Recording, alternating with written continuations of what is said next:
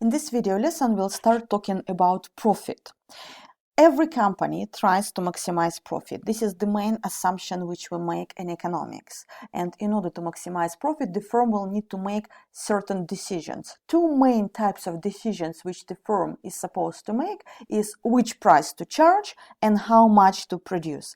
It needs to determine the location of the best point along its supply curve, where it would like to be located.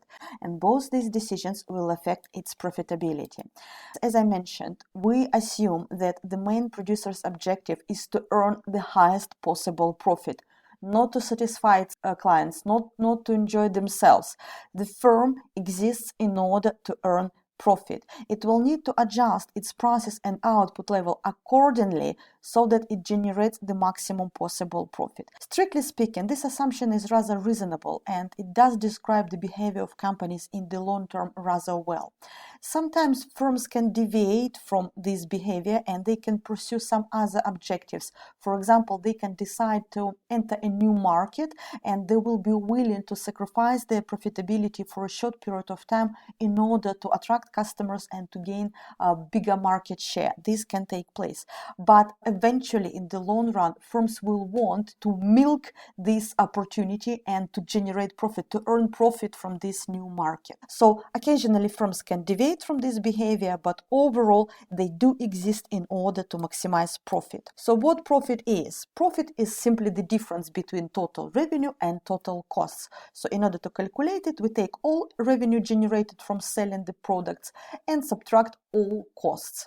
Apart from this, apart from analyzing totals, we can also calculate profit per unit, per each item sold, which can be calculated as price minus average cost of production per unit, times the number of units which we've managed to sell.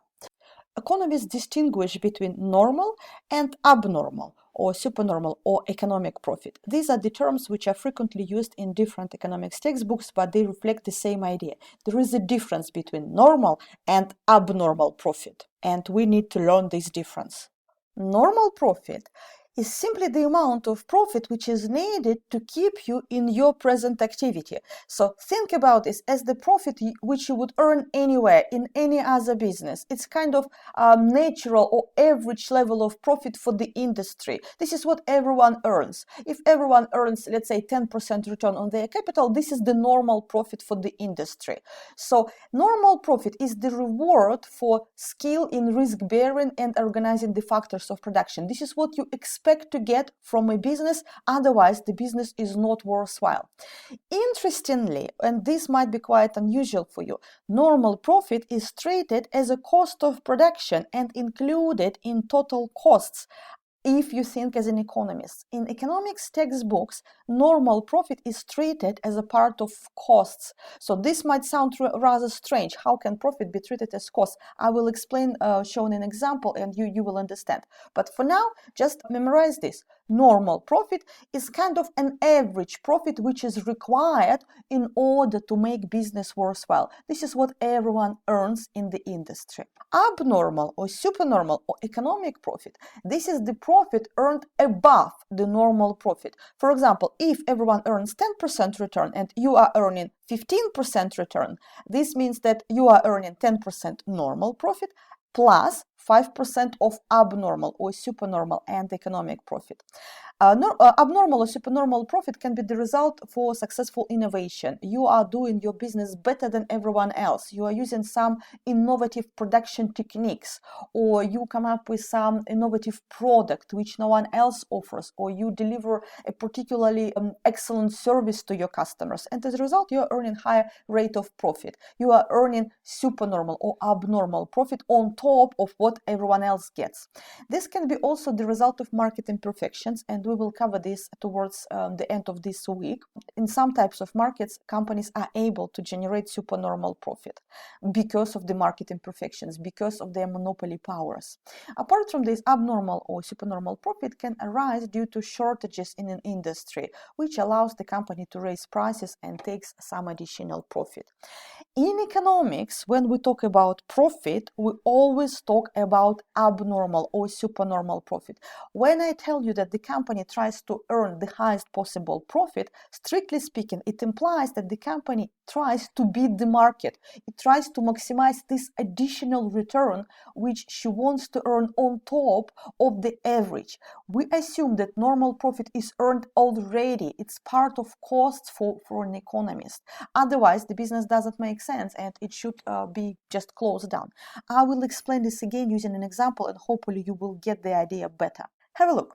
Let's imagine that you've graduated from BCU and you have two options. You can work somewhere in a paid job and you can earn a salary of £20,000, or you can start your own business.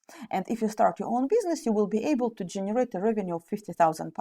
This is your accounting revenue in your financial statements. Your accounting costs are £25,000, which means that you are making £25,000 profit according to your financial statement. This is accounting profit, and this is not the same as economic profit, because economic profit takes into account other options.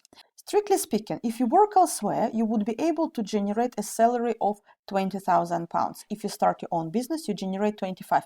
In other words, you are £5,000 better off by starting up your business, which means that as an economist, if you try to think as an economist, you need to subtract your salary elsewhere from your accounting profit. Let me just add this. This profit consists of two elements, in fact. It consists of normal profit and economic or abnormal profit or economic profit. Normal profit is the profit which you earn elsewhere. This is the minimum amount which is required to make this business worthwhile. You are earning salary equal to £25,000 elsewhere, which means that your business wouldn't be worthwhile unless you earn at least 20,000. So strictly speaking, we can treat this as a cost, as the reward for your own work.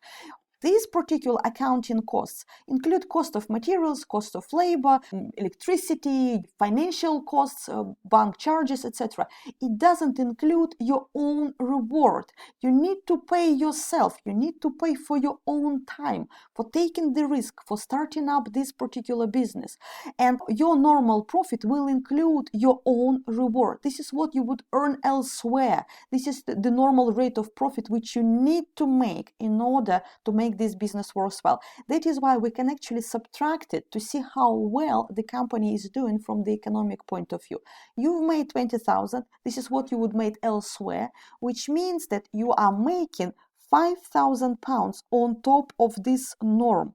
You are making more than the average. You are making more than the rest of the market, than the rest of your classmates. Let's imagine that everyone went and got a job somewhere, working for a company, for organization, and you've started your business and you've made £5,000 more than the average. So this is your economic profit. So your accounting profit is different from the economic profit. The accounting profit is 25,000, while economic profit is only 5,000, and normal profit is 20,000. So when we talk about a profit in economics textbook, we always talk about economic profit. We are trying to maximize this, and we assume that normal profit is earned already. It becomes part of costs for economists, becomes part of costs. And this does make sense because you need to pay to yourself as well. Out of this 25,000 profit, you need to pay yourself. You need to pay your own salary. And if you subtract £20,000 as your own reward, this leaves you with a 5,000 profit, which is net profit for the business. And when we talk about profit in economics, we will always talk about economic profit. We will try to maximize this particular number, and we will assume that every business is making normal profit already, because if it doesn't, it should be shut down.